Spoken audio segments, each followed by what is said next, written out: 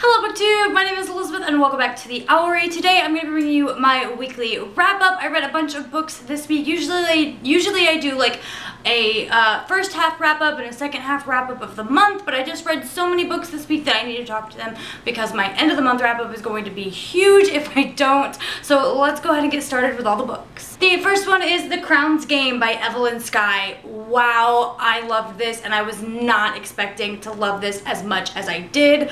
That ending was just like shocking. I don't even know what to say. I'm so excited to read The Crown's Fate. Basically, this is about our two main characters. They are both enchanters and they have to go against one another in order to become the Tsar's enchanter, the Imperial enchanter for the whole of Russia. I love that this book is based on Russia, but the author took a lot of kind of like creative liberties with it. This had some of the best character development I've read in almost any young adult novel. The world building was beautiful. I loved the magic system, like the things that each enchanter has like 5 rounds to come up with something and they go back and forth, and like each round is just more and more magical. It's almost like wow, this just hit me. It's almost like the Night Circus. If you guys are a fan of the magic system and like the battle between the two, you know, magicians in the Night Circus, I really think you would love the magic system in this. It's just so interesting and I loved it, and I don't know what else to say, but I cannot wait to read the second book of the series. I gave this book a 5 out of 5 stars, probably one of my favorites that I'm going to read this year.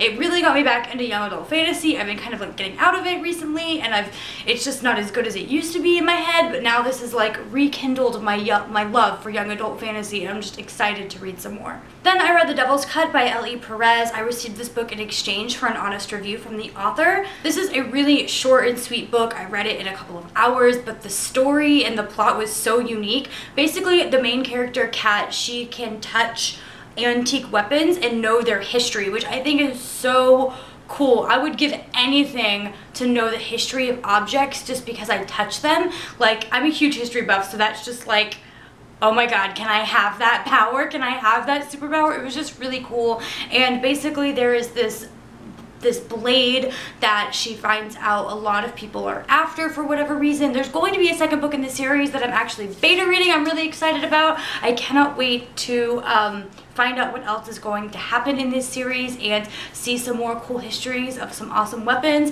This book flowed really well and the story was exciting, and I need the next one right now. Like, I think this book was like, I want to say like 60 pages and it was just too short. I need more of this story. Then I read Safe Haven by Sherry Lynn. This story was really interesting. It's about these kids who were basically kidnapped as teenagers, all boys, and they're all gay.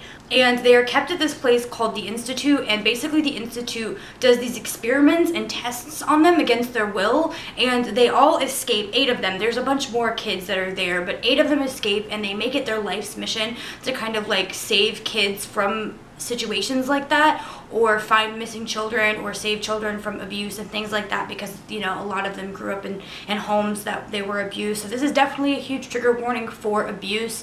It was a huge theme throughout the entire book, and it was a male-male romance, had a little bit of erotica in it. This is a very interesting story, a very powerful story. Like, these things that these guys went through were just horrific, and their love and their triumphs and everything that they accomplished were just so much more powerful and meaningful because of it. So it was a very interesting story. Like, the way that I feel about the two main characters who are in a relationship, just it means so much to me, and it's like adorable, and I'm rooting for them because I just want them to have a happy ending because of the horrible thing that they had to go through. And this book was written really well. There were a couple choppy moments in the dialogue that were a little confusing, but they quickly, you know, got over that, and it ended up being a really great story. Now, I am pre-recording this because I'm going to be at an event on Saturday, but I'm in the middle of Bad Romance by Heather Demetrios. Do you guys like my little Disney bookmark? My mom made it for me and I think it's adorable. Anyway,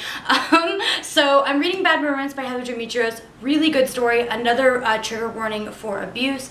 The way that this is written is beautiful. I mean, like, Heather Demetrios has amazing writing, and the opening, what is this called?